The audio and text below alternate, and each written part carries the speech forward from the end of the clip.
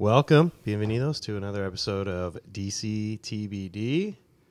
This is your weekly rundown of politics, culture, whatever Americana dipshittery we want to discuss here. I'm glad I came up with here that. tonight. I'm glad you came up with that too, because that's that is high quality phrase coinage right there. And that will be the T-shirt from the venerable Marcus with a C, K Dowling. Yes. And as always, the lovely, the beautiful, the talented, the intelligent Michelle Busch. Good evening, everybody. Yes, we have got Molly working the boards. Molly popping behind. And hey, the boss is here, so y'all know what that means. Does that mic work? Full on dipshittery this evening.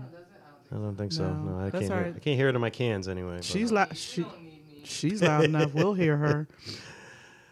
All right. So, yeah, welcome to another episode of DC TBD. We're so happy to be here at the Washington Post building in the Mind Space space. In the Mind Space. We're super thankful to them for hosting and the Hardcast studio. And the Hardcast studio here. I was about to say, and props to Hardcast Media. We had the launch party last week. Super dope. This past week or last week? Last I guess week. last week it was. Yes. I lose track of my days, guys. It's all good. That's that drinking that LaCroix, who we are not sponsored by. We are. And that's due to several different reasons. Absolutely. Under no circumstances do we have any affiliation at all with LaCroix water. I just happen to love it. I'm part of the cult. It's literally like a cult. Like people who use Apple products. I mean, don't come for us. Shout out to the Apple store in Georgetown. There we go. My Apple babies. Good and stuff. Apple does not sponsor us. Apple absolutely does not sponsor us. No. At all. I'm not using an iPhone 8 or anything like that. Yeah, well, I am. Woke since '84. Yeah, that's him. And there's a story behind that. There is a story. Yep. It was a good story too. He's woke. It's not a good story. It's a pretty shitty story. But it's a story of friendship. And as always, I'm watching the live stream. I look at the counter, and anything that I see above 3 is an actual viewer. Oh God! And as we sit right here now, it's 3, Yeah. which is literally the 3 of us. It's the 3 of us, but I mean that's how we stream. do. Yeah, we're good. It's good stuff. It's good stuff. So welcome to anybody who may be watching on YouTube later. This is we always get to throw these up, and again, we're super thankful to Hardcast Media for hosting us, giving us this platform where we can talk about all the Americana dipshittery that's going on. There it is. So I actually we called a little bit of an audible here because I really think that the big news of the past week was not so much the everything going on with Brett Kavanaugh. Mm-hmm. I feel like the big news that came out this week was the New York Times' expose on Donald Trump's wealth, how much wealth he inherited, how much was gifted to him by his father, Fred Trump, a famous New York City real estate magnate. Yes. Is that as good as frigate and spigot? Friggin' and spriggin'. These are inside jokes we're giving you here. You have no context whatsoever. Come join Hardcast Media, and you can understand what we're talking about. There it is. Maybe even not, but I was reading through this, and the first thing is it's jaw-dropping how detailed it is about the different streams of revenue. Like, I mean, down to like we know that Donald Trump, so Fred Trump would gift him a building in New York and be like, okay, so I'm paying you a salary as the manager, but I'm also paying you a consulting fee, like a banking fee, then you're getting a share of the profits. He would get like the laundry revenue, like the quarters that people put into the machines. He would get that. Yes. And what it really did to me was sort of punctured the image of Donald Trump, self-made businessman. I mean, look. Because he's not self-made. He's not self-made. I think those of us who have not been in on the con, we have kind of seen through it and realized that this was not some genius businessman. Right. And probably isn't even worth near what he claims to be worth. it was just jaw dropping to me to like read the detailed the accounts. And I want to kind of highlight one part here, which I think kind of sums it up here. Best part. All told, the Times documented 295 streams of revenue that Fred Trump created over 5 decades to enrich his son. In most cases, his 4 other children benefited equally. But over time, as Donald Trump careened from one financial disaster to the next, his father found ways to give him substantially more money, records show. And it's funny. And actually, the Times actually kind of like went in on themselves because apparently there was a 1976 expose in the New York Times Magazine about Donald Trump, wunderkind of New York real estate. And it was obviously bullshit. And it was so funny because they're like, apparently at one point in this 76 expose in the Times, he said, I'm very publicity shy. I don't like talking about myself. It's just like, oh my God. Yeah, that was a lie. So the funny part about this whole thing to me was like, you read the story, didn't you? Oh, absolutely. I'm absolutely. sure you I read it like voraciously. Oh, no, I did. No, because I know you did. It was funny because, okay, so every rich person I know, I went to Georgetown Day for middle school and high school, so I know a lot of rich people. I do. In real life. I know some of those people too. Yeah, so you're right, we do. Yeah. So I'm sure you do as well. So rich children of rich parents watch it are given money. Yeah. From the time that they're 13 onward. So I went to Georgetown Day and I went to a lot of bar and bat mitzvahs. I went to like 42 in the space of like 7 months. I did like 7. I went to a black boarding school. Like it was crazy. So I went to like 42 bar and bat mitzvahs. I went to a Catholic school. There was no bar mitzvah. So I'm sorry you missed out on all of that. The thing that's amazing about like these moments, and this ties into the Trump thing, is that like I once saw a young man of 13 years of age given like $500,000 worth of money in one evening. Mm-hmm. And I'm like, pocket change. I'm like, how does this even work? And so the kid who was sitting next to me explained to me, like, oh, well, so-and-so's father, so-and-so's grandfather was a shipping magnate. And so-and-so's aunt, owns a bunch of apartment buildings in New York City. And this person owns this and this person owns that. And they were just able to just siphon off the top and give, young, Hiram, $25,000. So mad you had to name him Hiram. Nothing, it's like, here you go. And have at it. Yep. So this ties into the Trump thing because it was the laundry revenue. Right. The same thing that applies to, like young Jewish parents in the early 1990s applies to young, applies to, older, conservative Christian parents in the 1960s and 70s. Mm-hmm. And Fred Trump, of course, gave his son earnings off the top. Because he knew his son wasn't going to amount to anything else. Right, but you don't want... Okay, so this belabors the point as well. You don't want your son to amount to anything. There's a thing where, especially with children of immigrants, where you don't want your children to work one iota as hard as you worked to accrue a certain level of wealth. Correct. So that's all mission accomplished. Right, that's all Fred Trump was doing. Mission fucking accomplished. At the end of the day, is like, young Donald, I don't want Donnie to ever have to work a day in his life. Mm-mm. Mission accomplished. Young Donnie. And what happened is that young Donnie... I feel some type of way. ...decided that he was going to become a public celebrity. A racist pig.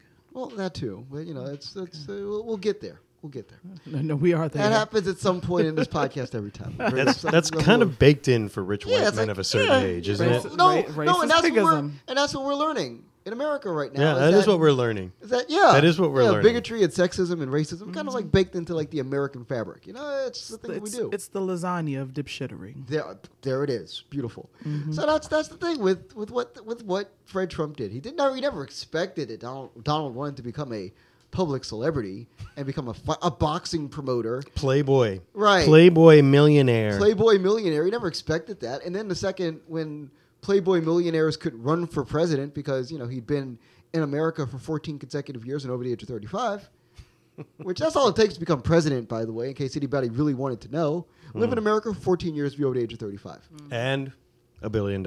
Right. Well, and the help of numerous And Russian. $1 billion. Right. That too. I mean, we're talking about the cost of entry. Right. That's the threshold. So, and the funny thing about that, about Trump's worth, is that he doesn't have to be worth anything. Yeah. That's the genius of Trump, is that his worth is nebulous, because he's been rich for 60 years. As far as I can tell, based off of nothing that he has done. But right. But if you're rich for 60 years, You don't know how to do anything else. at some point, if you have $100,000 in the bank or $100 trillion in the bank, it doesn't necessarily matter, because you're going to get extended a line of credit from somebody. Right. They're going to look at you and just go, "Yeah, we're going to get that back. No worries." Some Russian oligarch. Right. Douglas development. When legit banks won't. Oh no. Oh, what happened? What I happened? mean, but that's just where we are. Did I say something? So when you talk about Trump and people get excited about, the New York Times discovered that he's not worth what he says he's worth, or his money came from a different place. It's like, well, he's been rich for 60 years. What do we really discover? He's been rich for 6 decades in America. Yeah. He's been rich since Eisenhower was president. But I think what we discovered. Wow. As I was looking down to see who's logged on, I'm like, whoa, wait a minute. Yeah, he's been rich since Eisenhower was president. Damn.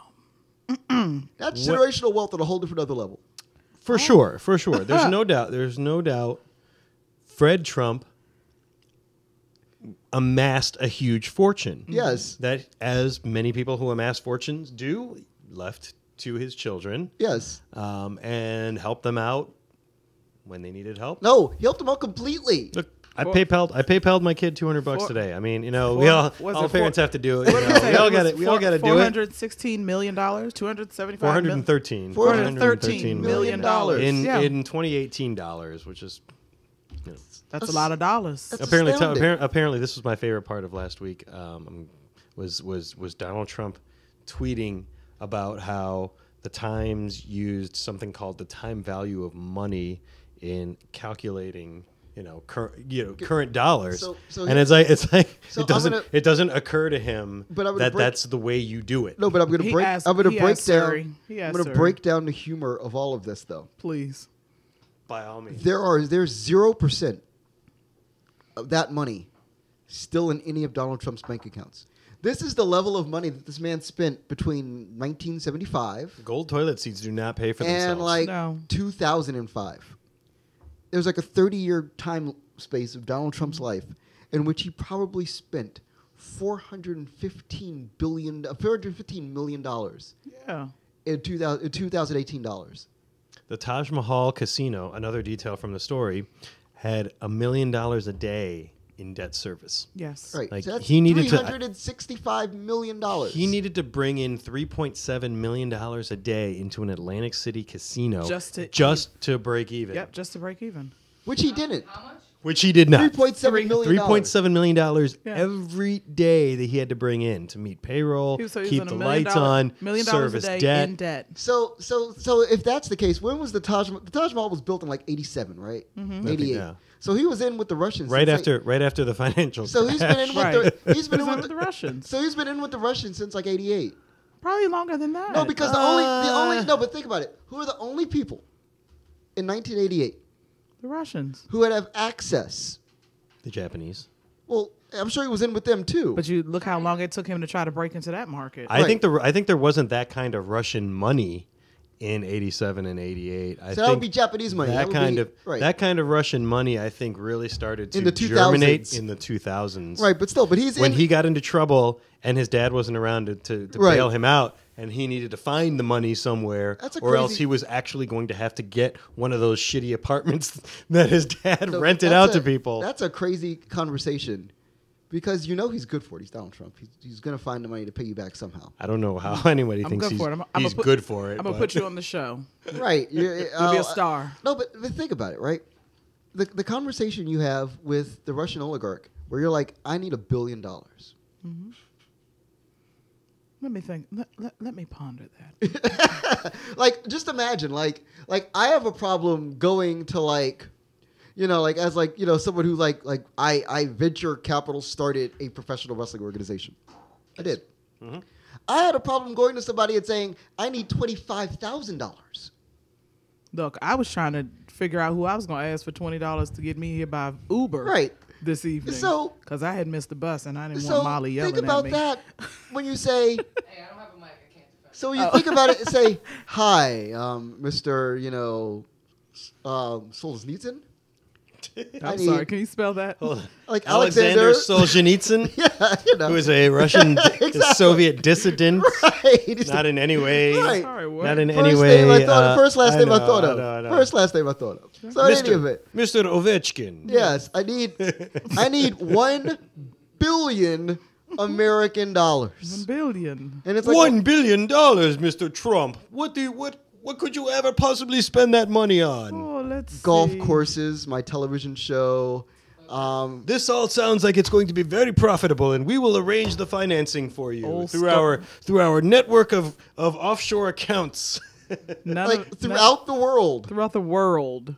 Not just on the island. Have you thought about running for president? No, because that's the only way that he could pay back. So the ROI. Talk that over with Stormy. So here's the crazy part about all of this. This is how this all happened. This is a mess. This is how this all happened. This is real. The only way to get a return of investment, everybody who's watching this needs to understand this too. Yeah. The only way that Donald Trump could ever get a return of investment on $1 billion is to say, I will successfully run for president of the United States and ensure that you will be financially remunerated from the United States government. Because what is the United States government able to do? Print money. Print money. So he could take the money that the government is printing and give it to these Russian men for whom he got $1 billion. A whole billion.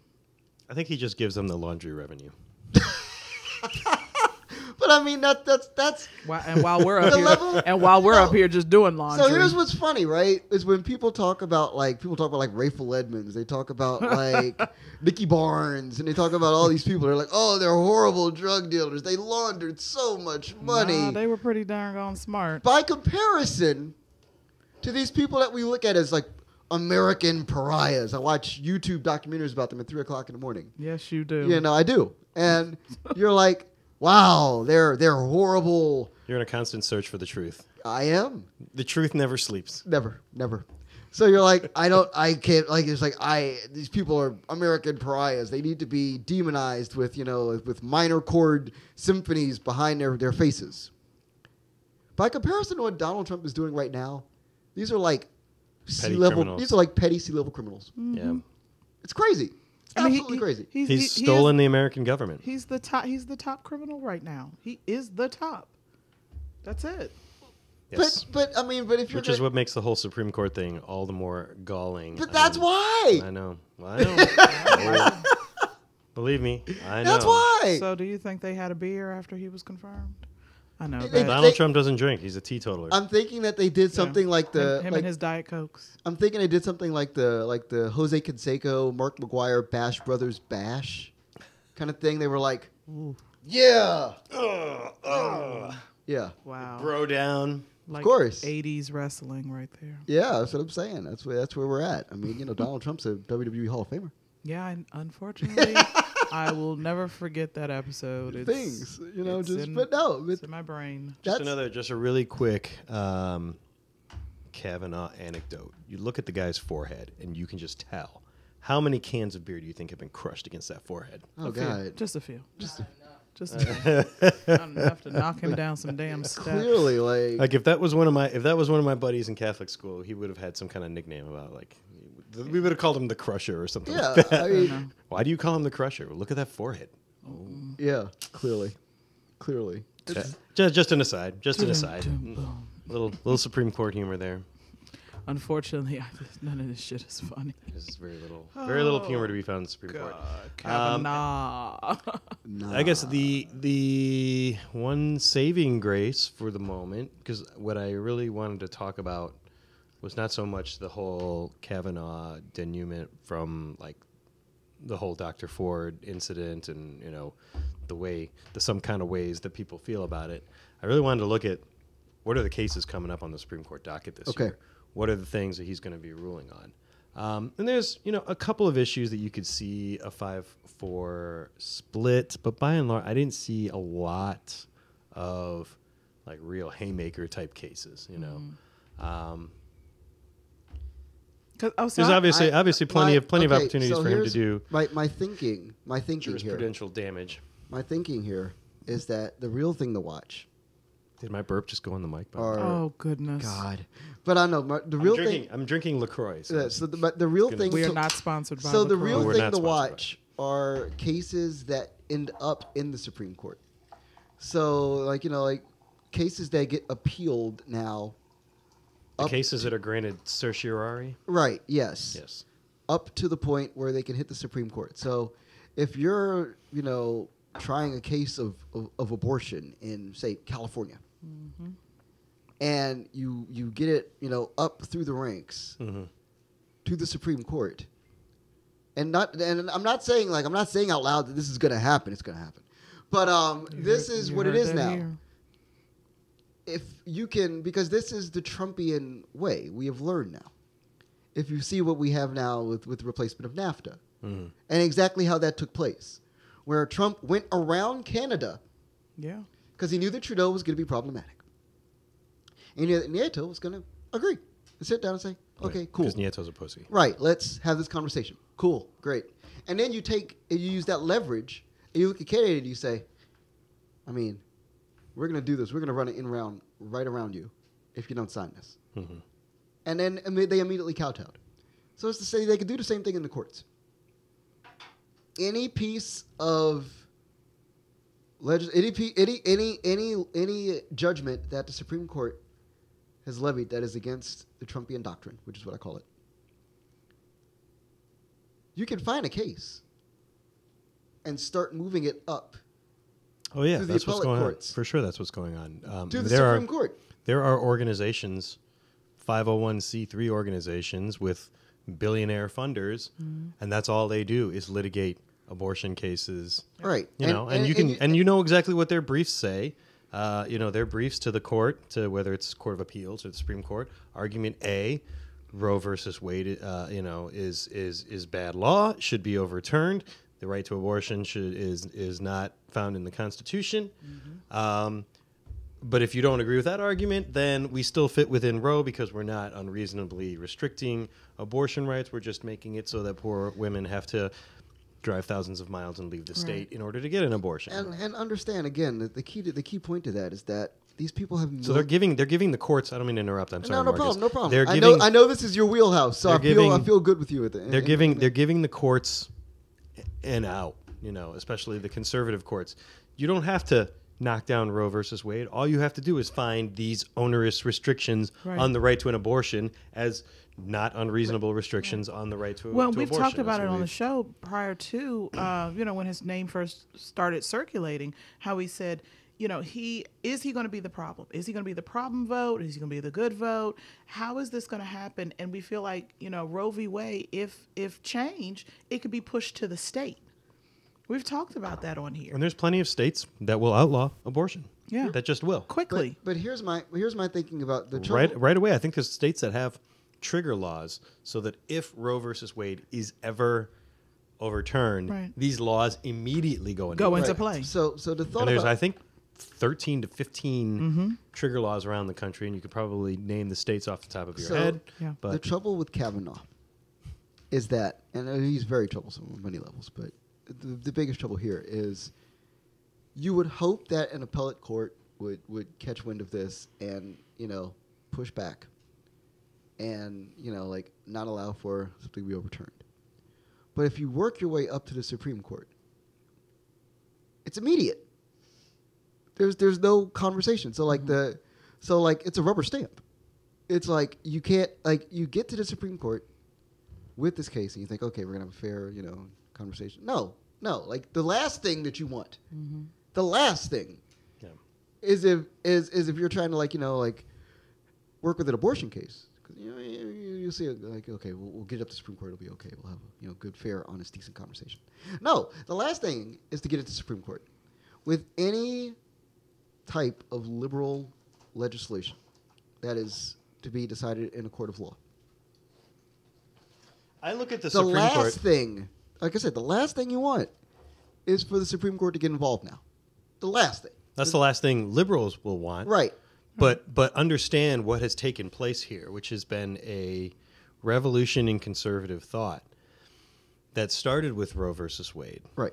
The fury that erupted out of Roe versus Wade has turned into a generations, plural, long project of the conservative movement to remake the federal judiciary. They know they're ransacking they're ransacking the House on their way out the door. Yeah. They know that they are a shrinking minority electorally, which is what keeps them hyper engaged, which is why I still say in November we're going to see the same level of turnout on the conservative side that we see every midterm election, which is a lot, and people need to match that.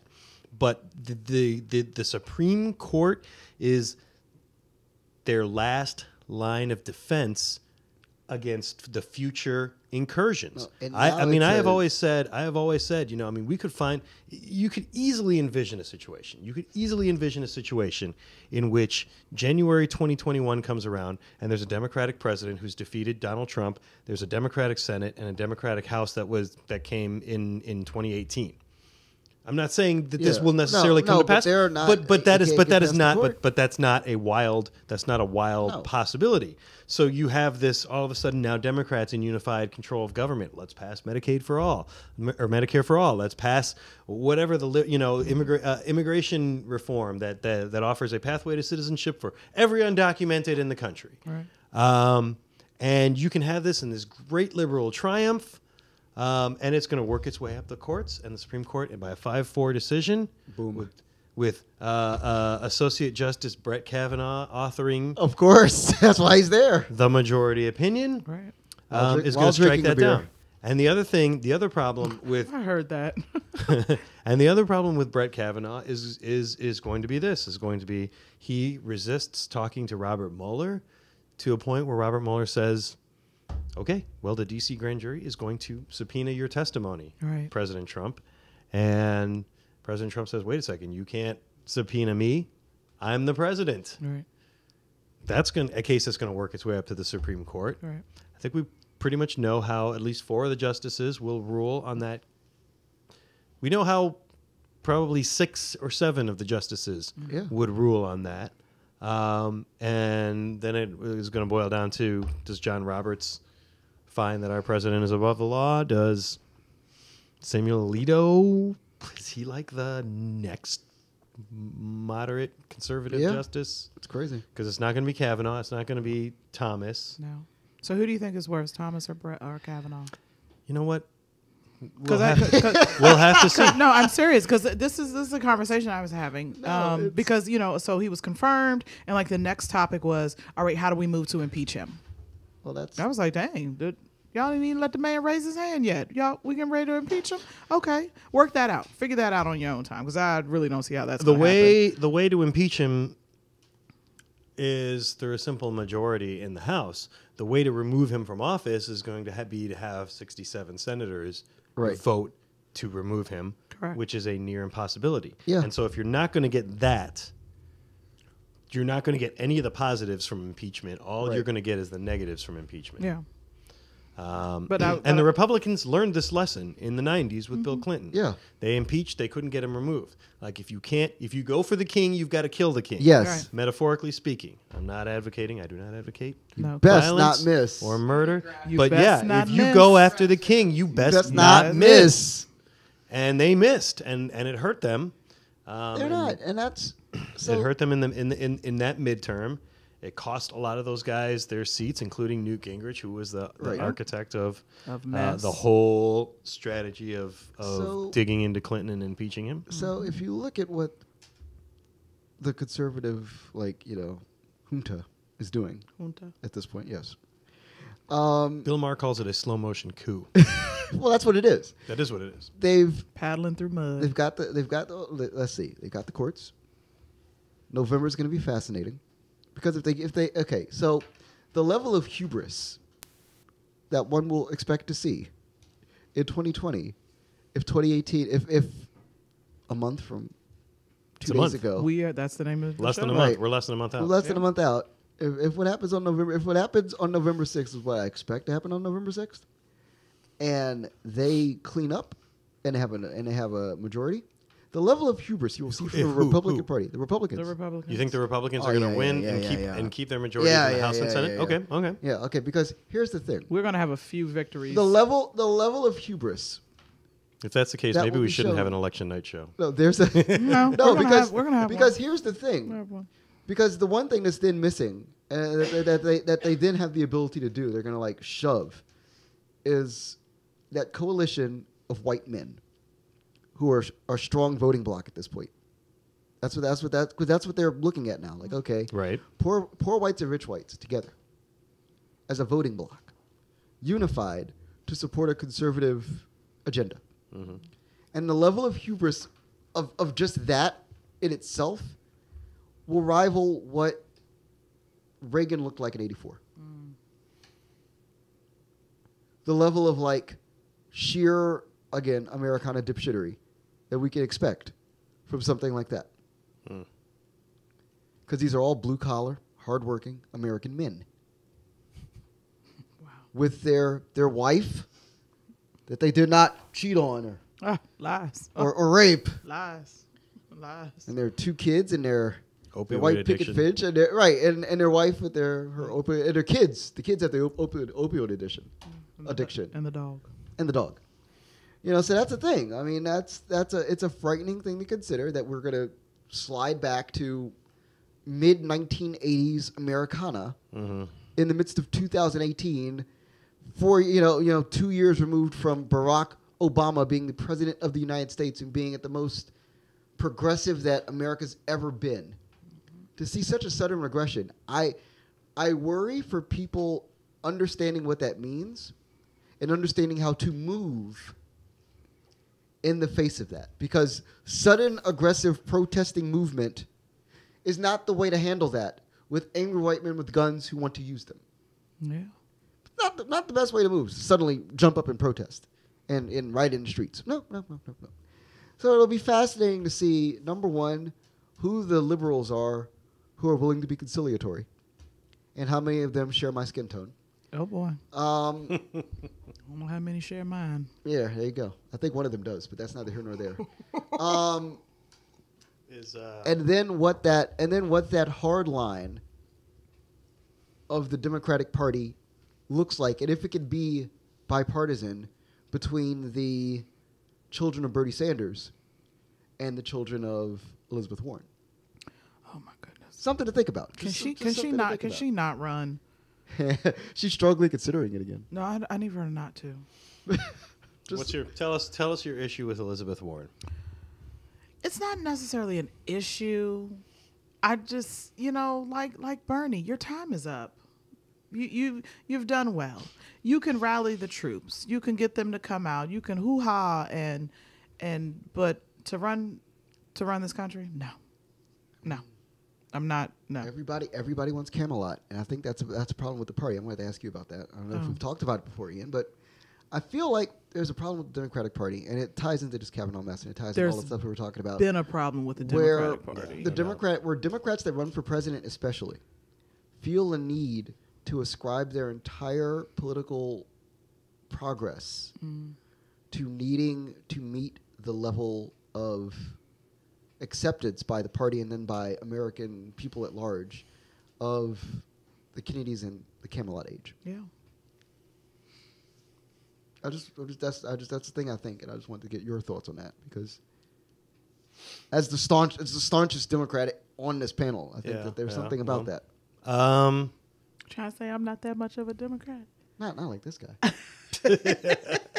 I mean, Well, I've explained before, I'm not some Democrat because I'm like rah, put on the Democrat button. No, but and wave. No, I know, but Wave the flag. Of the three of us. out of the three of us, I have voted Democrat in every election because I do not believe in what Republican Party has stood for my entire life. Right. Much of which is actually repudiating right now. And I definitely come at things from a more left of center view. But how do we get past Camelot? That's my question. how do we fix the DNC? Because everybody's caught up in it. Like everybody thinks, How we fix the party is we get your asses to vote. Oh, I vote. Well, I mean, I am going to vote. There are a lot of people in 2016 who I did vote. not vote. A lot of people. I know. Okay. Good, I have good. been. I didn't vote. And I I wrote know a you whole didn't. piece about I it. have been voting since. So how do we get the Marcus? How do we get the Marcus with a CK Dowling? I'm not saying that I voted for a particular No, person. you know- People who are outside Okay, the District of okay, Columbia, you know how you because get- District of You Columbia know how obviously you has get no. us to vote?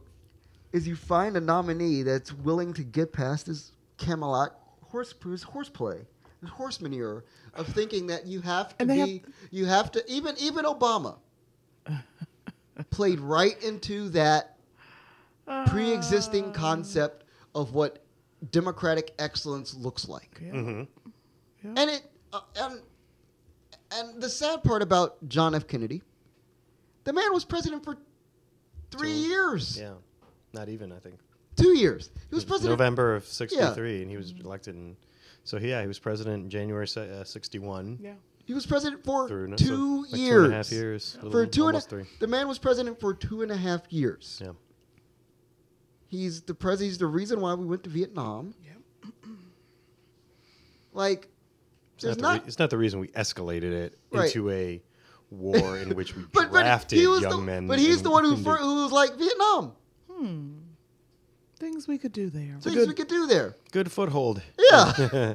against the communists in Asia. So there's nothing there that says things that we must be beholden to in the year of our Lord 2018. Right.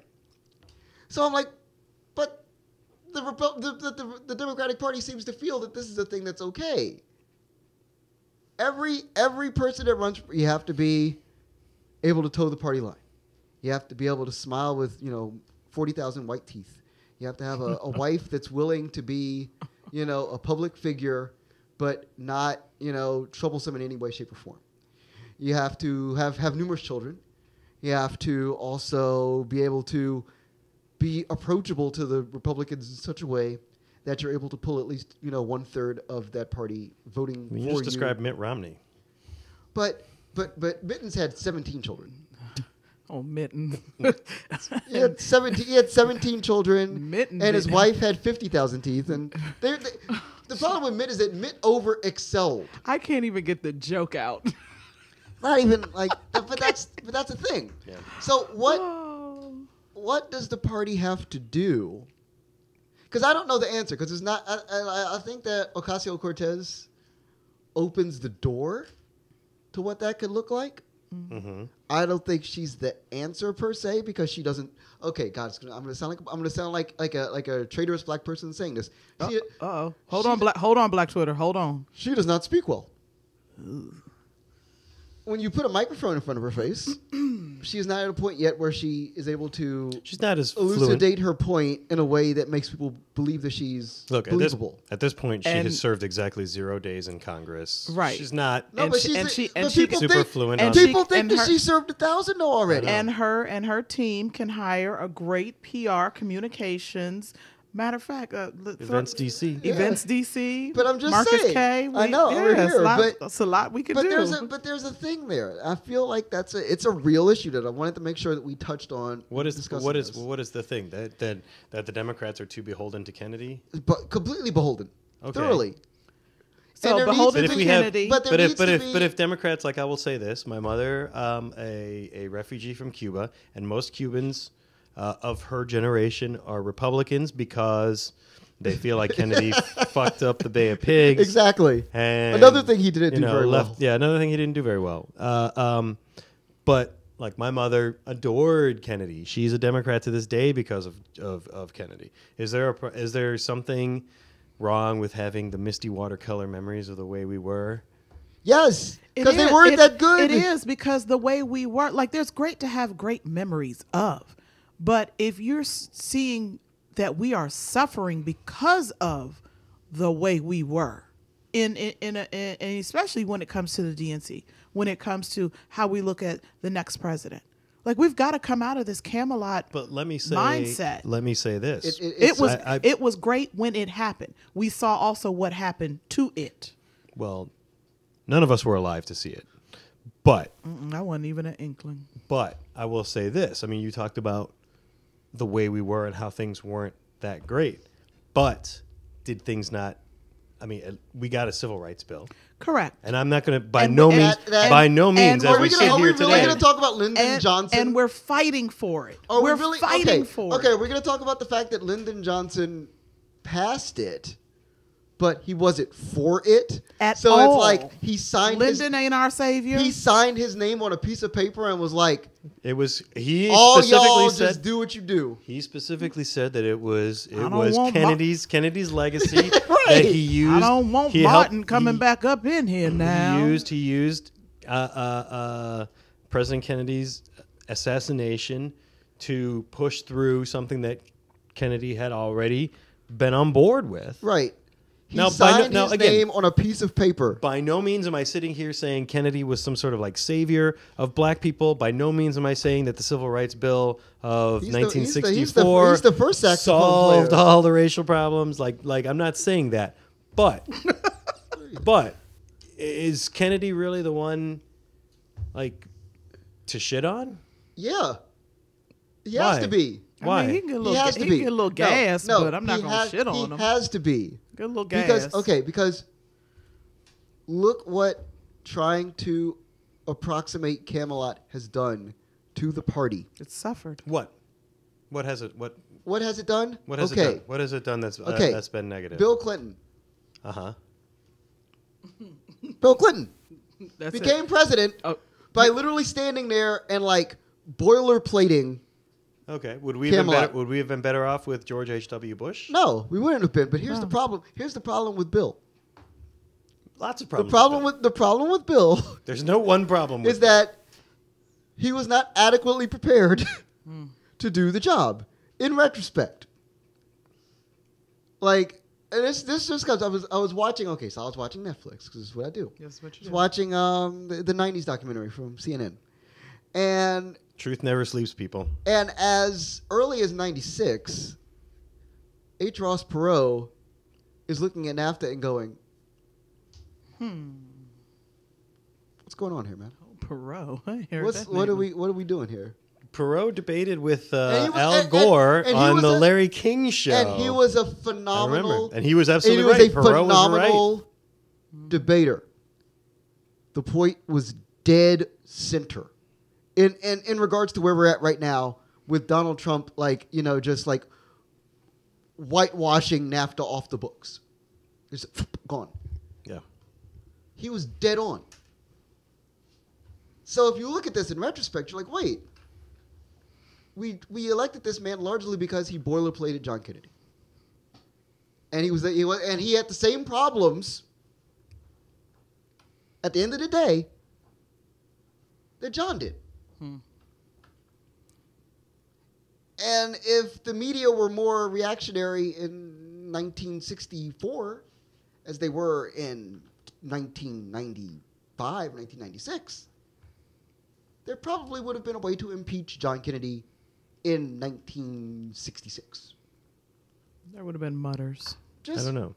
But those are things to think about because he definitely had some sketchy associations. Right. There's no doubt about that. So, mob associations in New York. So in all of that, women. Screwing around with a Russian spy. Right. So in all of, I say all of this to say, number one, if the Democratic Party can't figure this out by 2020, anybody that runs against a Democrat.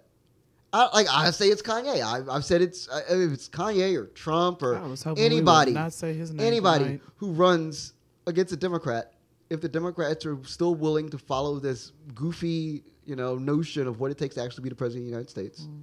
Because it's flawed now. It's officially flawed. Because Hillary tried it with the reflexive of being a woman standing in front. Didn't work at all. That's my fear. And I'm like, what does it take? Because I'm trying to figure it out now. Because I'm like, okay, so this Sanders thing pops up. And it's an idea. But it's not fully fleshed. And I'm like, okay. Because that's where we are now with the DNC. There's a bunch of ideas, but nothing has been fully fleshed. When the GOP are like, okay, here's the idea, let's flesh it out. Well, they're moving forward. Well, the GOP, they just took some money and just said, whatever. But then my thing is, if the DNC is watching this, and yes, okay, you want to do it legally, you want to do it in a sense where it's like, okay, we're not going to end up in court with this, then you're going to have to grab this by the and go with it. If you see that it's working on that side and it's not so much working for you on this side, then you need to think about it. Right. It's just the thing. It's the thing that I think about the most when I think about, like, especially after Kavanaugh. Because now it's like obvious that the fix is in. Yeah. Like obvious, like brutally obvious. Next month is not going to go so well. Like women ran the streets of DC for a whole entire week. 5 of my friends were arrested. Yeah. 5 of my friends were arrested. Yes, Molly is still here, everybody. No, it was not Molly. Right. Not Molly. So what I'm saying, 5 of my female friends were arrested. Willfully. Yeah. The man was still confirmed. Yes. On a Saturday. Right. Just to make sure. So that's what I've been saying, but that's the generations long project of the conservative movement. Right. But so in some ways because they've seen the demographic trends. Right, but they see now that but to me that's the point that's their where last line of defense. Right, but that's the point where if you're in the Democratic Party, you stop and you go, okay. What do we do now?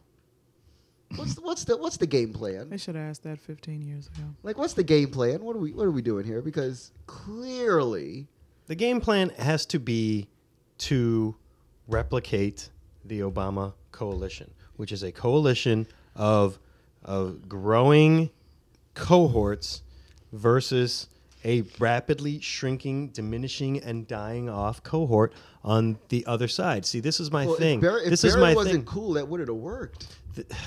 My thing is, I get that. Yeah, but is the answer that simple? Just find somebody cool? Because there isn't really one. No, there isn't one. That's the problem. So and is cool really? But see, you're going back to that game plan of how he was elected for the first time, and you saw that that almost slipped away when he ran again. He had 4% fewer black voters. They pushed their whole. So they went from 99 to 95. I mean, come on, 96 to 92. Yeah, I mean, real number. He won 2 straight landslides. Right. I mean, let's not. But they also got rid of everybody in the DNC.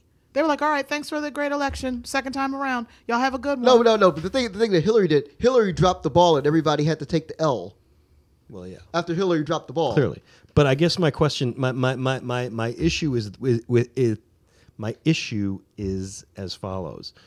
I think that people overcorrect and overcompensate for the results in 2016. I remember having this conversation with the father of my brother-in-law, who's a diehard Republican, and we were talking about it, and he was like, man, he's like, come on, Trump can't win, can he? And I was like, yes, he can. He has an R next to his name. He absolutely can win. Like people were assuming, and there was a lot of decisions that were made in the Oval Office that were based on people assuming that Hillary was going to win, that Trump couldn't win. Now, I will say that, look, if I was going to be a betting man, I was going to bet on Hillary. I believed Hillary was going to win.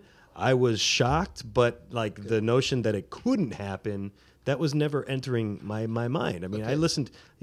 So I don't believe that result, which was a minority result, if you ran that election 10 times, Hillary probably wins 6 or 7. So the fact that just like the snake eyes came up, I don't believe that all of the rules of political gravity are suddenly suspended. And when you have a diminishing cohort that is your base versus an expanding cohort, you would rather be in the expanding cohort, but yet when you look at our government, it's not that way. And the reason why is because on the margins of that cohort, you really require a lot of unity for all of these disparate groups to come together. And that's, I think, going to be the central challenge of the Democratic Party in 2018, in 2020, in 2022, and in 2024, and for years to come, because it's an unruly coalition. Obama was able to keep it together because the white liberals, people like me, liked him. The Hispanics liked him.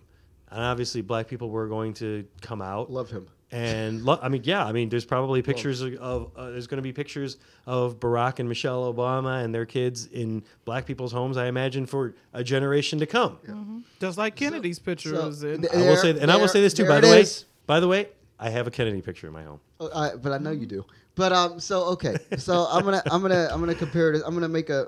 It's a great picture though. Right. He's like when he was a senator. He's on a sailboat. This is what I'm exactly what I'm Cover talking of Life magazine. So on a boat. So I'm gonna start at one point and I'm gonna end at a different point. So when I was in the 8th grade, I had a fight with Human Hamadani, and he kicked me in the nuts. I was expecting a fist fight, and Human kicked me in the balls. I never lost a fight from and he's from elementary school. And he's from Deanwood, y'all. From elementary school until the 8th grade. Ward 7. I was undefeated in fights, in fist fights, until Human Hamadani kicked me in the nuts. Because he did not observe the Marquis of Queensberry rules. Right. So I'll put it like this. This episode is brought to you The Republicans are Human and Democrats are getting their balls kicked while they're standing by a cup. Here's what it is. That's the story of the Democratic Party for the last 30 years. So they got That's kicked. nothing new. So here's the thing. In 90, I want to say. Did you kick him back? No. I fell to he fell to the floor. Grabbing my nuts, and I thought that I only had one testicle left. He started crying. Yes. What are you talking about? Did he kick him back? He couldn't lift his leg. Right. So I was like, okay. I was unable to fight for a solid 10 years. I didn't get into another fight for 10 years. Comparatively. Human messed you up. So I'll say that when... Can we have Human on the show Where is Human today? I think we need to bring peace. So in any event... Wear a cup. So in any event, here's the thing. The Republican Party with the hanging chads. Oh, God. The hanging The 2000 election. They attempted this show. a kick to the nuts. Attempted.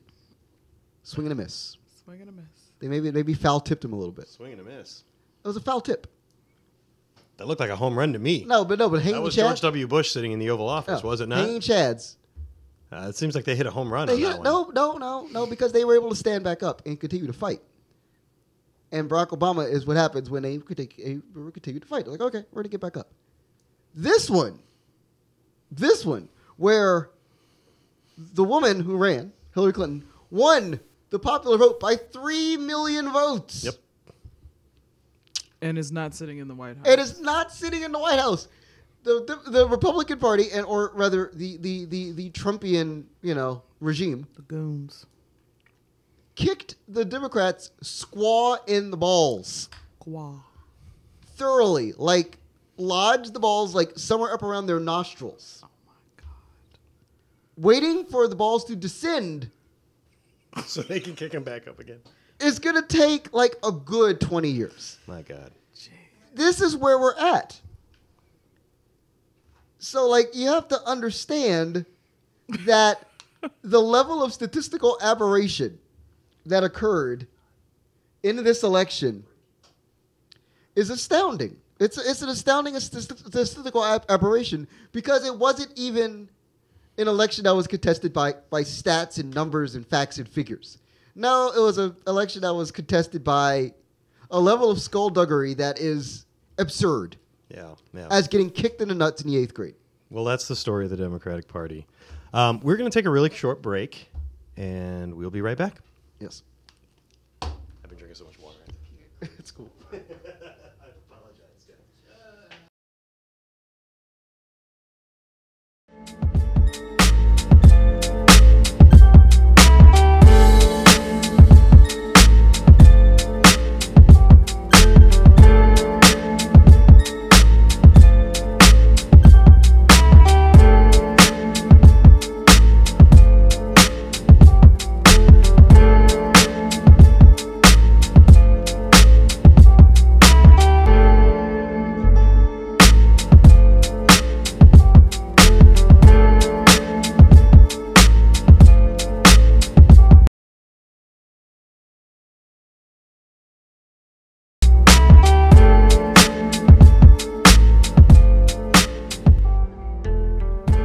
Our host Ian Taronji will be on his way back into the studio. Because anything can happen here at DCTVD. Yeah. So your thoughts about this now that I've engaged in telling stories from the 8th grade. Yeah, because every time you tell a story, oh my goodness. I mean, we feel pretty much the same. Right. You know, yes, I am a voting Democrat. Right. I have, in a sense, always voted Democrat because I am very pro-choice. Right. And most people know my story. I don't share it with everybody. Right. But my mother was an OBGYN here in the city.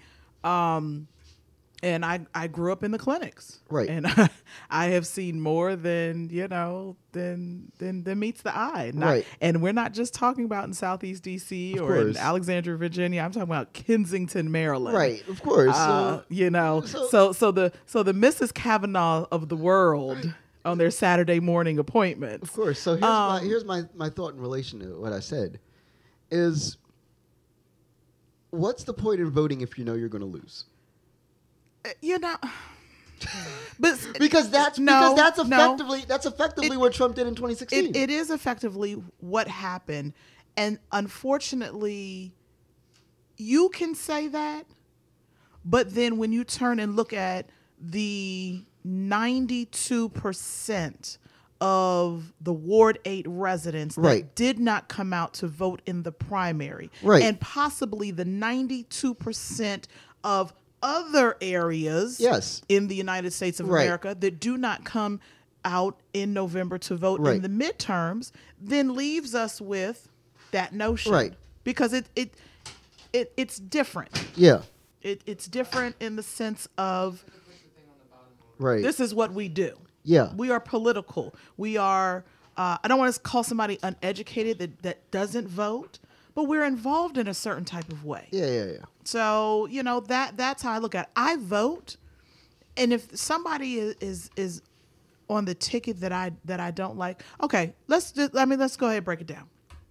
Because this Should we wait till we're back on the show? So the point, we're back. We're back. 45-second break. You missed that. So I just wanted to bring him up to speed, and then we'll get back into it. So the thing I said to Michelle has a point to make, and then we'll get back to you, is, and I'll boil it down to something really simple, because what Trump did effectively is to tell any voting Democrat that their vote literally doesn't matter. Right. And what's the point of voting if you know you're going to lose? So let that sink in, because now I took it to what our own elections look like here in DC, and I specifically talked about Ward 8, because in the primaries only 8.93% of the registered voters in Ward 8 came out to vote in the primaries. So do you really think that in November a whole 92% of the registered Ward 8 residents are going to come out and vote? Let's talk about the mayoral race that's taking place right now in D.C. Right. You've got, because I don't know what the ticket looks like anymore, you've got Bowser. Right. And you've got... is she actually on the ballot this year? She's on the ballot. Oh, yes. Yeah, she's on the ballot. It's her time. She's running unopposed? Because I don't even know. Yes, she is running unopposed, because the other person is a write-in, and he's the horrible ANC in my neighborhood. He's terrible. I mean, the man has he's taking donations. His name is? James Butler. James Butler. You've been called out. I will definitely call out.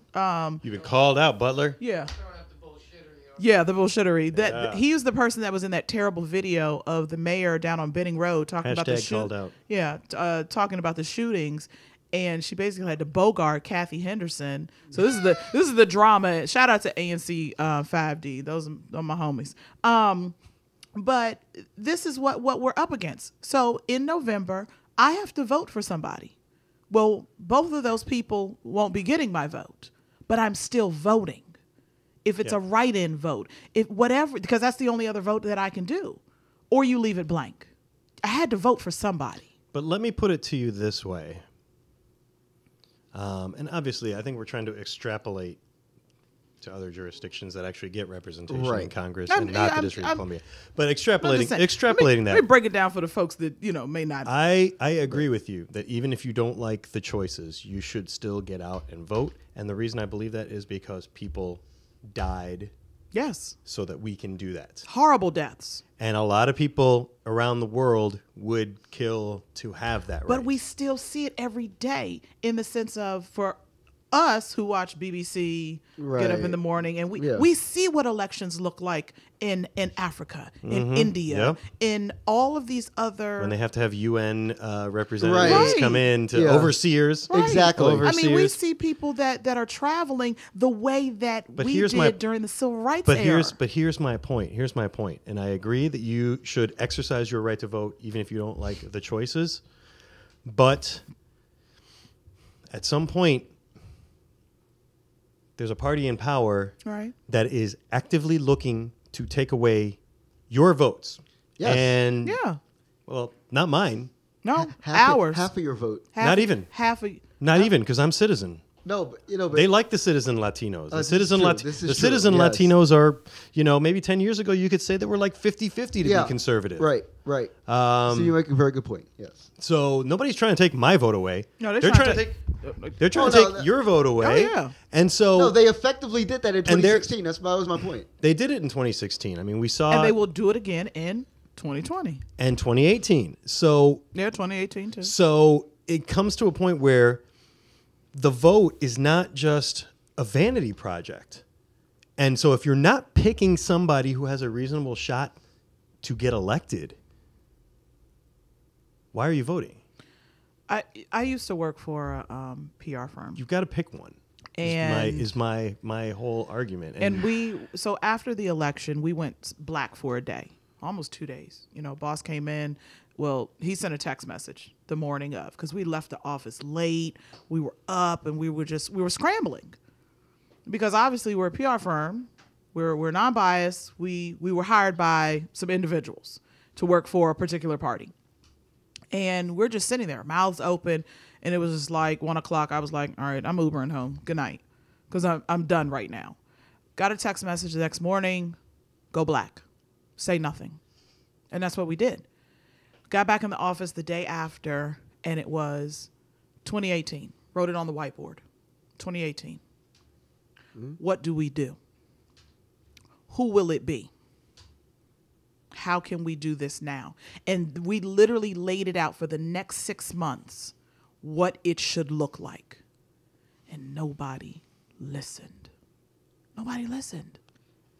So that gets to like what my ultimate point is, which is for people who are disappointed in the Democratic Party, and believe me, I get it. I have shared a lifelong frustration with the people running the Democratic Party. But my point is, like, are you going to complain about it, or are you going to take it over? Because at the end of the day, for every election for the foreseeable future, every presidential election, there's only going to be a guy with a D or a guy with an R. Like, I don't care about Greens. I don't care about Libertarians. I don't care about this party or that party. The Democratic Party is going to implode by 2024 if they don't get it together. So it's just going to be, we're just going to live in a country with white minority rule. Yes. It's one thing to say, you live in a country with white majority rule. No. Which is what we have been. No, but that's the majority. That's the sick sick criminal Joker-like genius of Donald Trump, is that he's creating. Trump didn't come up with this idea. No, but he's executing it. He's well, I mean, He's yeah. executing it. Nobody's had the cojones to execute it. Where you have poor whites and rich whites unified by issues in which they agree. And this is the biggest thing that we learned from the Kavanaugh situation is that white men are unified by the subjugation of white women.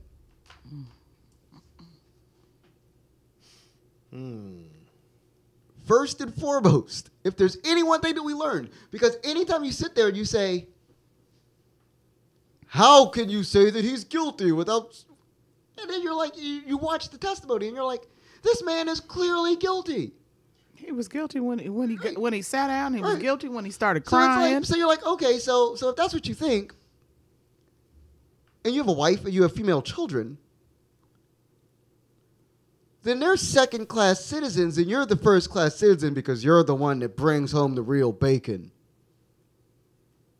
And that's where we are. What a joke. And I'm like, and then I look at the Democratic Party and I go, okay, so in response to this, what are you going to do? And we're a month out from the midterm elections. And we should know who's running in 2020. And we have no solution. Less than 30 days out, there is not a unified party line. Because if they were smart, there would be a unified party line. They have had a couple. They've had a couple of attempts. Right, but in response to Kavanaugh, there would have been Kamala standing next to Ocasio-Cortez, standing next to Cory Booker, standing next to Elizabeth Warren, standing next to Dianne Feinstein, standing next to Barack, standing next to Bill, standing next to Hillary. Mm-hmm. Party line. This will not stand. That did not happen. Less than 30 days out from the election. I mean, they're banking on a lot of anti-Trump, anti-GOP Barry didn't even stump. But he is stumping. He is. But he is now. That's the problem. We're banking on it, and there's no money in the bank. Right. There is no line of credit right now. See, because I'm gonna go on record. I think the Democrats are going to retake the House. I think that there are enough districts that in a favorable year for Democrats, which I believe it almost certainly will be. I don't think it's going to be favorable enough to take the Senate, but I think it is going to be favorable enough to win the 24 or 20, to 30 seats that they need to at least take control of the House. I mean, I hope something happens. I hope there's a miracle. I hope everybody. I don't think it'll take a miracle. Well. Again, I don't believe that the rules of political 30 is a gravity. 30 is a big number. Look, Donald Trump has approximately a 40% approval rate. But that's not stopping him. He had a 40% approval rate. He hasn't faced. He doesn't have to face voters again until here's the problem. Next month. Here's the problem. His voters don't pick up the phone. No. They don't answer emails. They don't. I feel like his voters are more likely to pick up the phone. No, but they're not on a landline. No, but when the poller calls, they're not going to trust the media. They've been instructed not to. Media? No. Robocalls? No. If somebody meet me at the grocery store. Look, if it's one thing that we know from the zeitgeist of 2018 is that everybody with an opinion wants to share that opinion. Right. So I believe that Trump supporters, if they were to get a call from Gallup or Quinnipiac or especially Rasmussen or Fox News, they will enthusiastically declare their fealty to Donald Trump. Anybody that has an opinion, anybody. So let's take that to voting. Everybody who shares something on social media, everybody who has an opinion, how do you make that opinion take your butt to the poll to go vote? Yeah. So all of this can change. So that's my question. How do we get Marcus with a C, Dowling? I don't get paid enough by Marcus Dowling who lives in Pennsylvania or Wisconsin. You know what it is? Or Oregon or Texas. I'm going to tell the world what will get me to vote. The Marcus K. Dowling who lives in Austin, Texas. How are we going to get him to vote? You get this person to vote with, and this has to happen. This is not going to happen in 2018. It's not going to happen in 25 days. It's not going to happen. Literally not going to happen. You need at the convention, on the convention floor, for there to be a noted and real dissident wing in the Democratic Party to stand up and keep that train from moving. That's the moment. That's the moment. Because if anything we learn from... Why is that going to move your vote? Because at that point, then I know that the party that I'm likely to vote for actually cares. Because everybody knows there's something Cares wrong. about what? A solution. A solution to what? A solution to the obvious problems that party has. The fact that they can't get past the fact that they can't get past they can't get one past the line. They can't. Is it a question of the party, or is it a question of the people that the party has selected? It's the question of the party now. It's a question of the party now Hands down, it's the party. because the party has rubber stamped its own Because inability. Hillary Clinton ran a horrible campaign. Yes. John Kerry ran a horrible campaign. Yeah.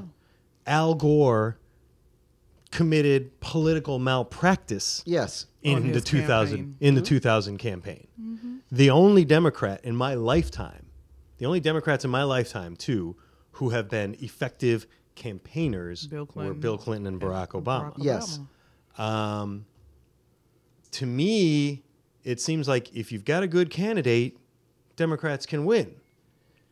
When they run bad candidates, It takes, But where's the and candidates who run bad campaigns, but where's that candidate? lose. Where's that Well- candidate? I mean, everybody's talking about Beto. Beto will work. Everybody's talking about this guy. I'm not. I mean, I like him. I like everything. Everybody's talking because he's going to be the guy. You think he's going to be the guy He's on the the Democratic guy. side? Because okay, so if there's any one thing that we've learned, it's not going to be a black guy. It's not going to be a black woman. Nope. It's just not. It's just not going to happen. Nope. As much as I want it to happen, it's not going to happen. What if Kamala Harris comes through? You got big. She could win. No, she could win a no, she Democratic can't. primary. First of all, I She think can't. she's of She the people can't. that are discussed. I think she's the She- strongest. She She could beat out Corey. sat there She could be what? She could beat out Corey. the second that she was there on that panel with Kavanaugh and everything. The second she was there, the second you saw her physical form there, she's now tied into that mess. Yep. You cannot extricate yourself from that mess. The second that you are there in that room, you are forever, everybody that's in that room is forever tainted politically, because that's the first question everybody has. How did it feel when you saw Christine Blasey Ford? What did you tell the women who voted against, who voted for this man? You could have stopped them, but you didn't. She couldn't.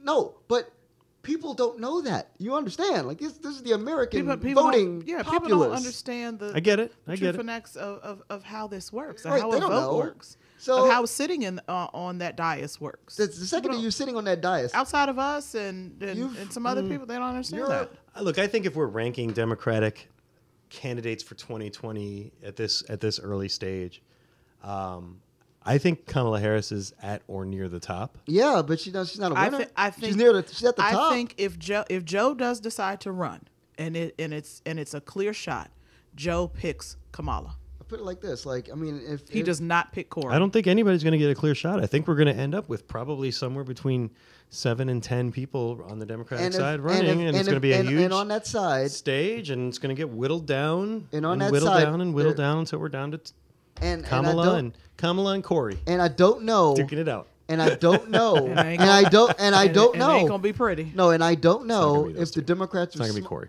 I don't know if the Democrats were smart enough that if they come off that dais, that they have to stand behind that person in a long horizontal line and create the actual party line. That's the only way that 2020 works out positively in any way, because the Republicans can run a donkey. They can run a literal ass at this point. Yes, and he won Anyone? illegally. Oh, here's a badly You could- shaped an ass. Because think Anyone. about it. Because who else do the Republicans really have? They really don't. So they could literally Nobody. they could run a literal ass. This is how confident they are. If November 6th goes the way I expected it's going to go, this is what I mean by the level of hubris you will see from the party. They could run a literal ass. Oh yeah, for sure. Because they're like, whatever. All the brakes are off. Yeah. All the brakes are off right now. And if you know, I kind of see them as, you know, the people who are trying to ransack the house on the way out because the owners just woke up. And they're trying to grab as much as they can out as they go out the door. But it's not now if the owner wakes up and says, "No, stay, That's all stay." That's all Donnie's doing. You got that silver? No. We have better silverware than that, honey. Yes. Bring the good silverware here for this guy to take. And that's where we're headed.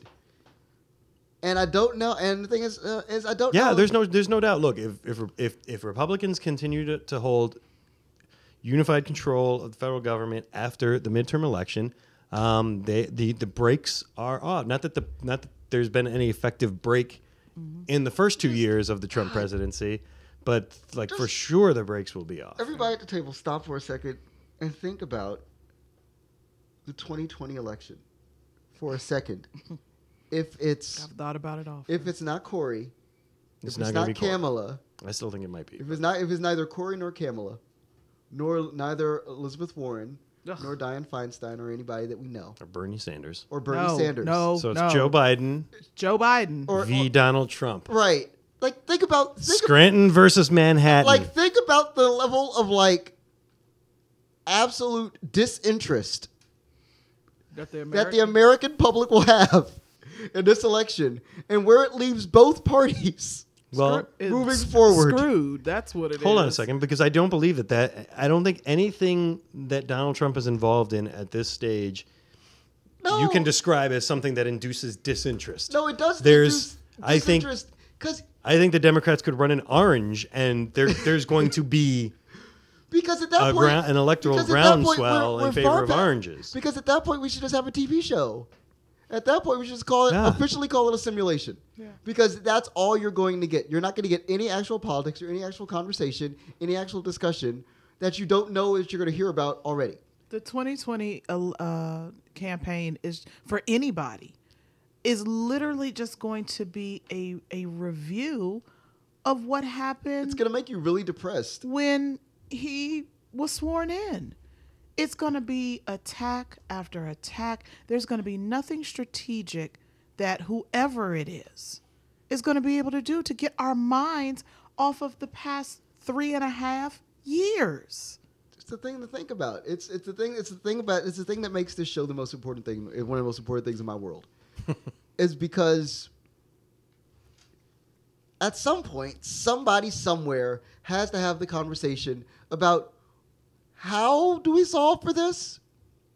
And at some point, if the people that both of these parties like throw up in front of our faces as being important people who could solve this problem are actually worth a damn. Because that's where we are. Yeah. I mean, it's literally like, okay, is this person worth a damn? Because most of the people that we're going to be seeing Aren't worth a damn. yes, or they aren't worth it. So I look at like Beto will work. I've had to take a serious look at it because a lot of my friends are like, Beto's the guy. Beto's a Latino Obama. Marcus. And we have to stop saying that. my God. Beto is Beto. Let Beto be No, Beto. Marcus, he's the Latino Obama. No, he's not.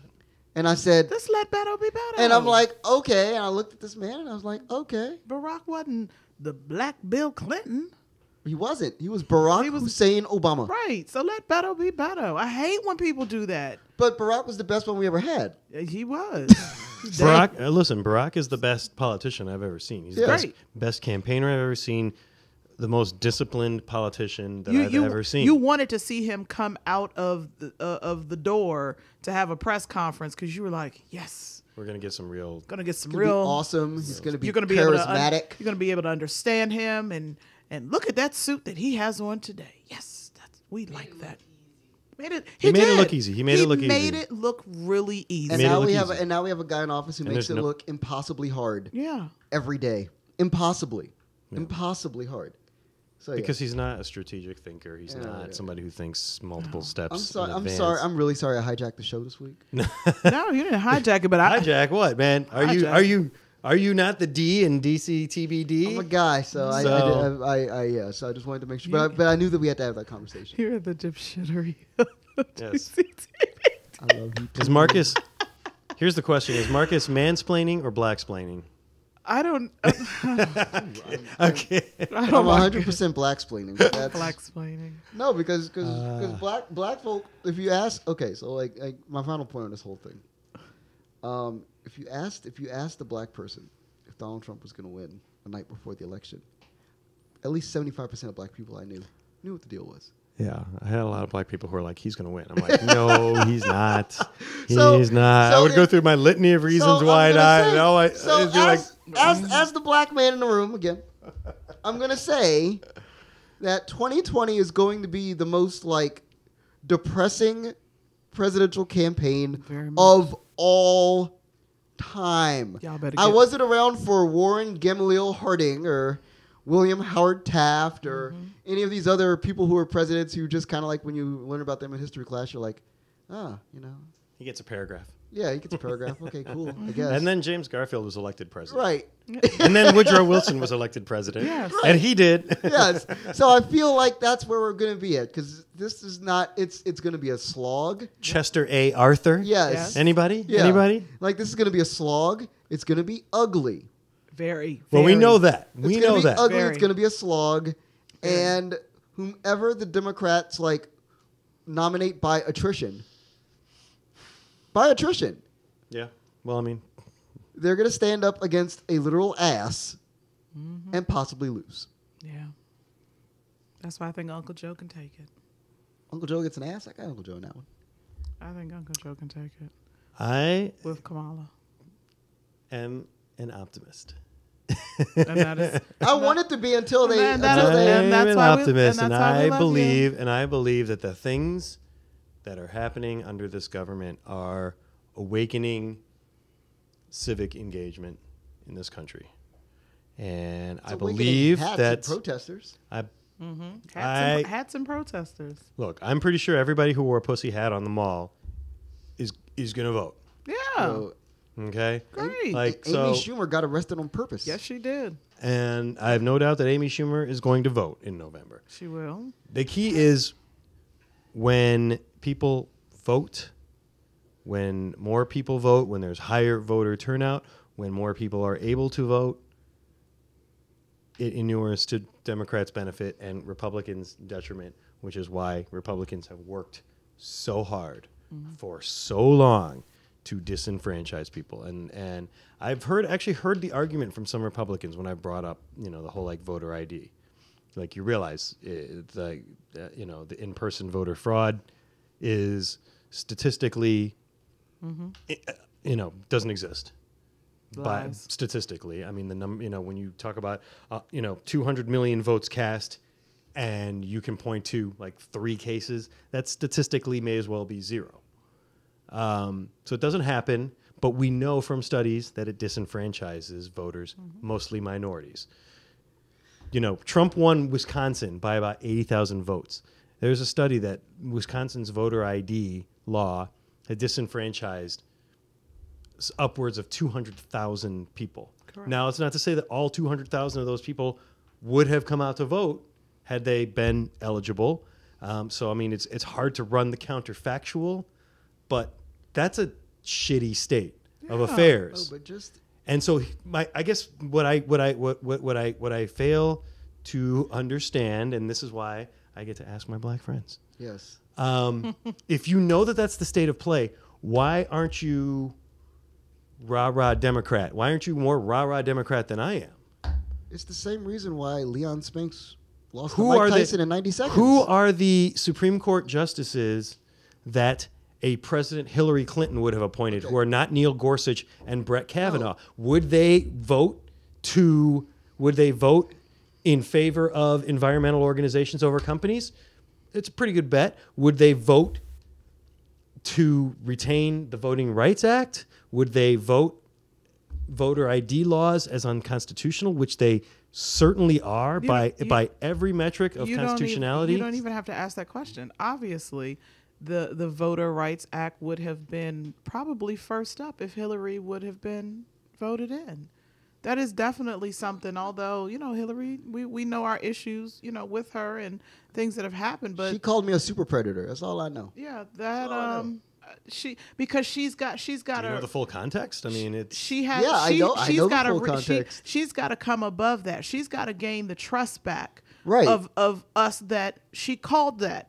Yeah. She's got to gain the trust Yeah. back. So that's the first thing. So Roe v. Wade. But first. why isn't? But why? This is my understanding. This is like, and this is me, not a black person, trying to understand because Right. No, absolutely. because that's the point of this show. because yeah, for sure. Like you guys are. It sounds like almost like an emotional reaction to her. Oh. And here's my issue. When you see what the other side is doing, why isn't it purely transactional? Okay. Look, I didn't love Hillary Clinton, Okay. but I'll be damned if I was going to have Donald Trump as my Okay. president. Okay. So Okay. why Hillary- isn't it Hillary- just a simple transaction? Yeah, Hillary- she's not great. I don't love her. I don't love her at all, but she's going to be better for me, for Okay. my community than Donald Trump. All right. Would migrant children be separated at the border if Hillary Clinton was president? All right. I'll Yeah. put it like Hell no. No, of course I'll not. put it- I'll put it That's like- ludicrous. I'll put it Yes. like That's I'll put it ludicrous. like this. Children, she would not be separating With- children at the with- border. with Donald- she with- would be sending up justices who would support voting rights, would support civil rights. She would have an attorney general who would not say, okay, police departments, if you want to shoot unarmed black people, knock yourselves out. We're not going to Okay. have any Okay, oversight so over I'll that. put it like this. Why isn't it transactional? There's a level of trust that she did not have. Fuck trust. You look at A and Okay, B, okay, and Ian, A is better Ian, than B. Ian, Fuck trust. Ian, Fuck the emotions. Fuck Ian, all that stuff. Ian, you could say fuck trust until you actually know a black person that's been shot. Correct. So then why would you allow- No, the second that you know a black person that's been shot, every rational rule flies out the window. This is a country where black people have been forced to rid themselves of the notion of rationality with government for the better part of almost 100 years. Sure. No doubt. No doubt. The second that Martin Luther King was shot dead in cold blood Mm-hmm. and Bobby Kennedy was murdered thereafter. Right. That's the moment for most black people. And then if you were radical, all of your friends and family that were in the Black Panthers were then summarily executed by the U.S. government. At that point, all rationality is out the window. There's no excuse for rationality Right, but to you- ever be out the window when No, you're talking about but it is- important but it decisions. is when people that when people that you know have been murdered by a government that you're supposed to trust. That's when rationality flies out the window.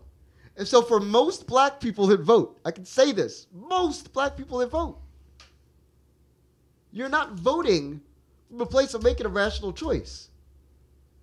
You're voting from a place of, is the Democratic nominee, because you're not voting for the Republican ever. And that's the Sure. one thing that the Obama, the two Obama terms showed us.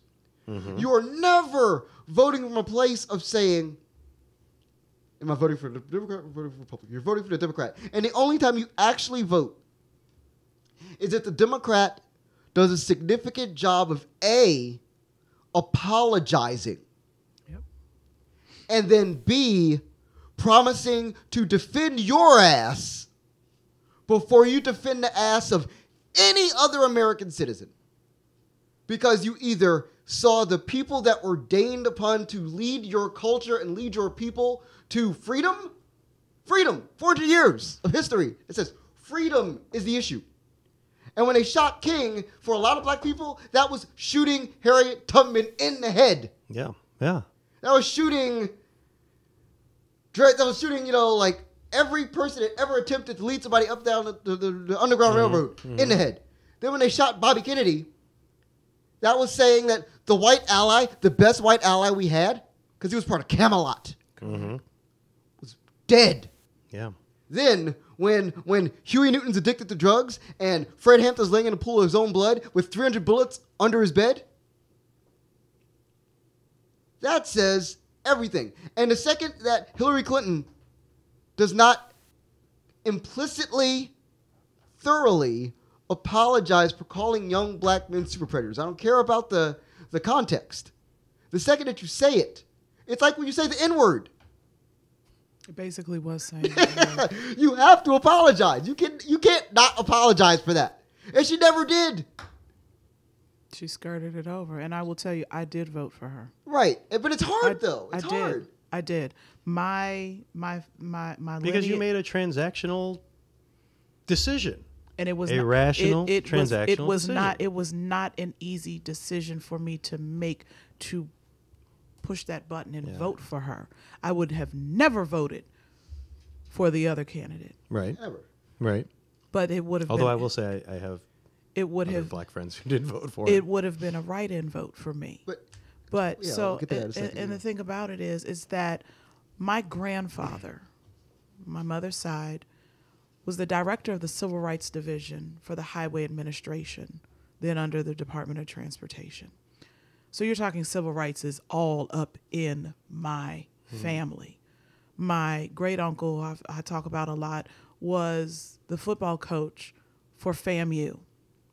And they were just 2 years apart. So you're talking about Tallahassee, Florida, Knoxville, Tennessee, Washington, D.C.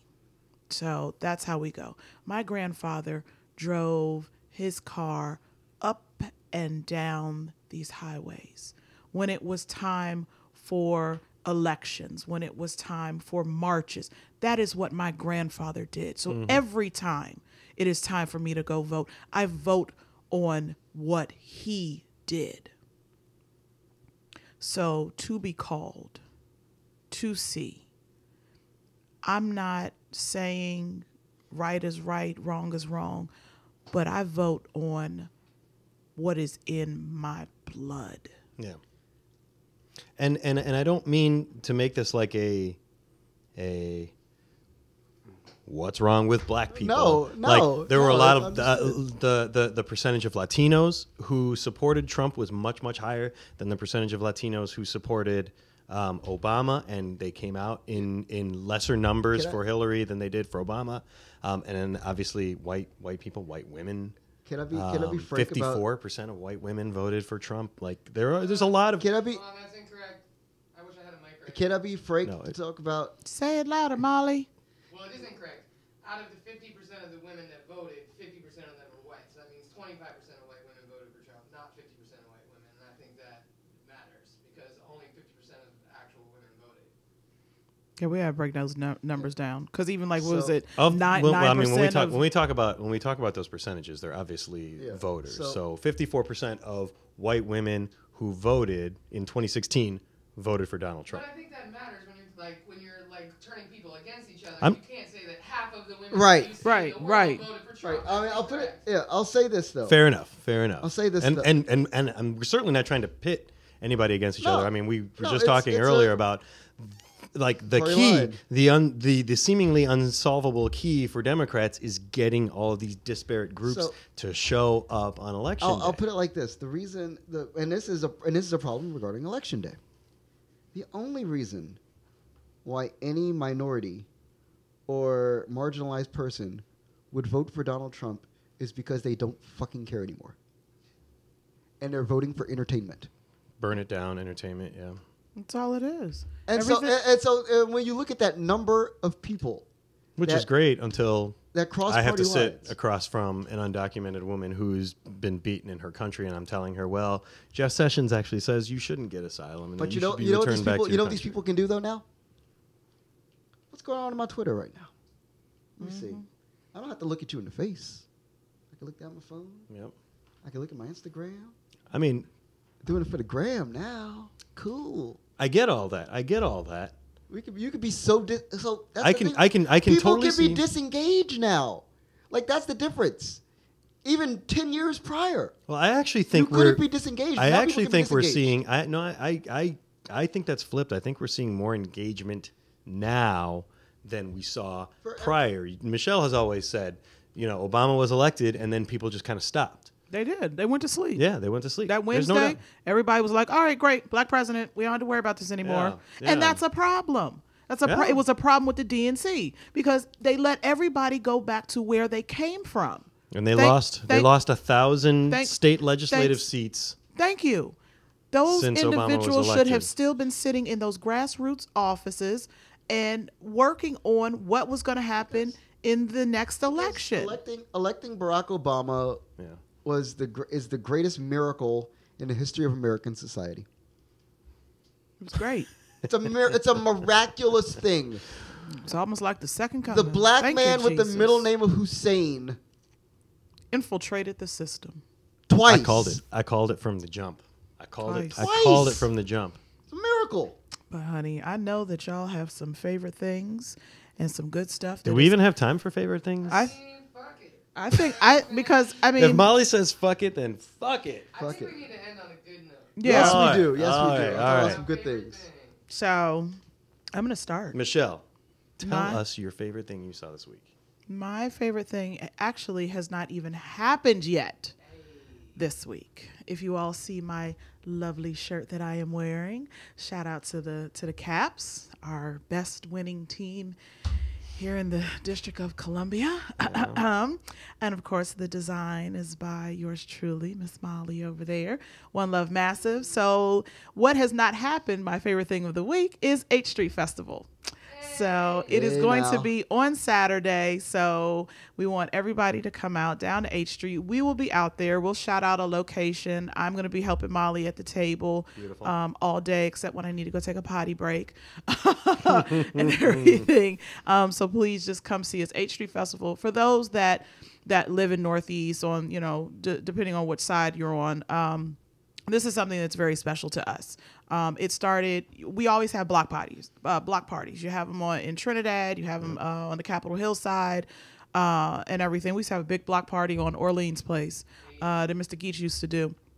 So it's fun. And then they finally brought it to 8th and H, and it just expanded, and everybody just comes together. It's just a great time. They had to postpone it because it was happening during what we thought was going to be bad weather, and it ended up being a beautiful day that day.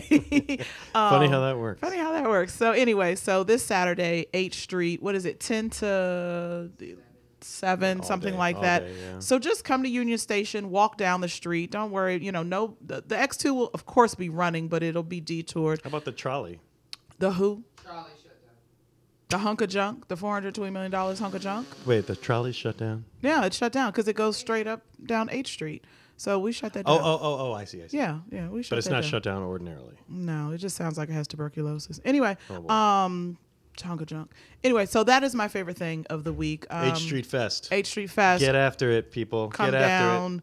Just holler at us. We'll be out there. We'll shout out a location and everything. it. H Street Festival. Just like being Beautiful. able to help Molly when we can. So Do you have a favorite thing, Molly? You can say no. whiskey. Molly's favorite thing is Jameson. Yes, it is. She is Ayy. accepting all donations, bottles of Jameson of all varying sizes. Any color. Yes. Any color, any size, Yes. as long as it says Jameson. I think you'd even take Bushmills, right? Yeah, indeed. Okay, Yeah, we like them too. good stuff. Marcus, you got anything? Shout out to Kwame Onwayuchi. Yes, Our yes, chef friend. yes, Kwame. He's opened up another space. Ding, ding, The ding. Philly Wing Fry. Love it. I wanted to point it out. 8th Street Southeast. Kith and Kin is probably my favorite restaurant in the city right now. So damn good. Like, it's astounding. If you haven't gone yet, you should go. He's gotten some Michelin Yep. Some coverage stars. out of that. A star. Michelin star. He has a Michelin Beautiful. star, which is phenomenal. And now he's got a fast casual eatery that I think in the wake of Taylor Gourmet biting the bullet, that this is actually a more sustainable concept. What's the concept? It's a mix of chicken wings and Philly cheesesteaks, and it's been and he's taken the Philly cheesesteak and he's kind of reinvented it in some ways. Yeah, so he did a pop-up before the Shaw Bijou was getting ready to open at Union Market, and the lines were literally just wrapped around, and I was just like, I'm not going to be able to get anything, and I just can't roll up on him and be like, hey, Kwame, can I get a... yeah, so it's just good. It definitely is a favorite thing as well, because he has just taken what happened with that one restaurant, which definitely I do not blame him for, and taking the city by storm. It's too bad that other Black Top Chef Restaurant alum, Week. What's the week name? of November. What's the name again of the joint? Philly, what is it? Philly wing fry. And God, that sounds delicious. yeah, it's amazing. it's amazing. And so all right, I'm gonna have to make my way down. It's and down I by wa- the wharf. yeah, down by the All wharf, right, 8th Street all right. Southeast. Yeah. And so Black Restaurant Week, first week of November. Yep. Shout out to that as well. Yeah. I'm gonna shout out my favorite thing I saw this week. Something that you posted, Mr. Marcus K. Dowling. Hey, sir. What? He posted a collage of, I guess as I would call it, DC Black Excellence. Amazing Black excellence. Yes. DC, but one of the squares Yes. knows how to tug at the heartstrings. A picture of Juwan Howard and Chris Webber in Washington Bullets jerseys. Anybody who knows me, Only half of that picture pulled my heartstrings. anybody who knows me knows that I bleed maize and blue. I'm a graduate, proud alumnus of the University of Michigan, and I'm dating myself as an '80s kid and a '90s college kid. I was at University of Michigan when the Fab Five was there, Yep. Okay. and it was fucking amazing. It was awesome. I wish Jalen and Chris would still, would be able to get past all their issues. But like seeing the two of them in Bullets jerseys together was awesome. And it made me. I went through Google and I got a bunch of pictures of Jalen and Juwan. Chris and Juwan Howard together in Bullets gear. I don't know how long they were. It must have been I think it was 2 years. But I think Juwan was hurt most of that time. Yeah.